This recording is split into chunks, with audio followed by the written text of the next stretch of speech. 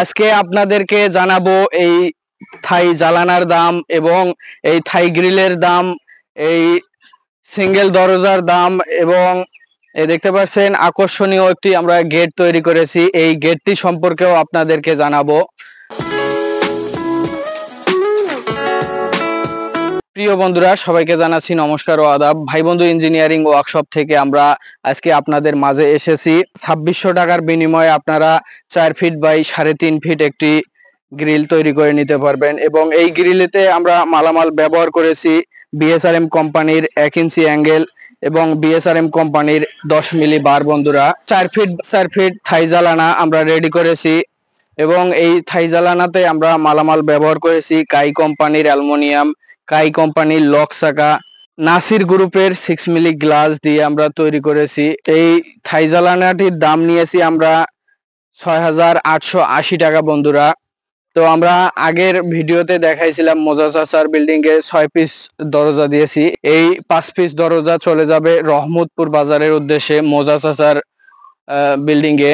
এই দরজাগুলোতে মালামাল ব্যবহার করেছি অটো অ্যাঙ্গেল, আউট ফ্রেম, তারপরে ভিতরের ফ্রেম আমরা সবগুলাই অটো অ্যাঙ্গেল ব্যবহার করেছি। দেখতে পাচ্ছেন এই দরজাগুলোতে আমরা 1টি 2টি 3টি করে টানা ব্যবহার করেছি এবং এই 72 ইঞ্চি হাইট, পাশে 30 ইঞ্চির দাম এসেছে প্রতি পিস দরজার মাত্র 4500 টাকা।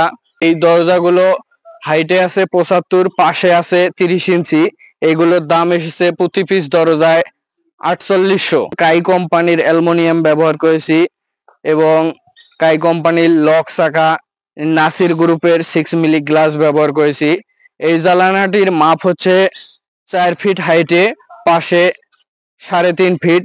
এই জ্বালানাটির দাম নিয়েছি আমরা মাত্র 6300 টাকা। আর দেখতে পাচ্ছেন এটি একটি বিশাল গেট। এই গেটের মাপ হচ্ছে 6 feet by 7 fit.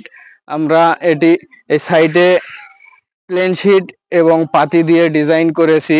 R main mini পাল্লা আমরা ব্যবহার করেছি ম্যাট শিটের 5 কলর শিট দিয়ে।